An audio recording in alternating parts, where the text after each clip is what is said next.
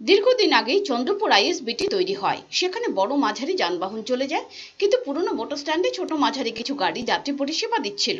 এই সমস্ত যানবাহনকে চন্দ্রপুর থেকে পরিষেবা দেওয়ার জন্য প্রশাসন থেকে বলা হয়। এতেই ক্ষিপ্ত শাসক দলের শ্রমিক সংগঠনের যান চালকরা। তারা এর প্রতিবাদ জানান। মঙ্গলবার সকালে পুরনো মোটর স্ট্যান্ডে বিক্ষোভ দেখান তারা। যান চালকরা জানিয়েছেন, এখান থেকে যানবাহন চন্দ্রপুর সরিয়ে নিলে আয় কমে যাবে।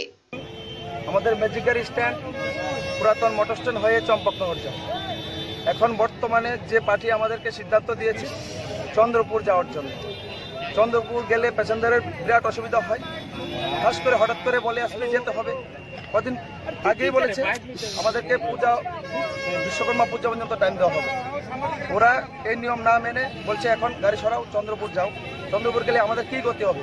ওরা ভাত না খেয়ে মরবো। আমরা শ্রমিক মানুষ, গাড়ি চালাতে হবে আমাদের। যদি গাড়ি এখান থেকে চন্দ্রপুর চলে যায় তাহলে আমরা কি করে বাঁচবো?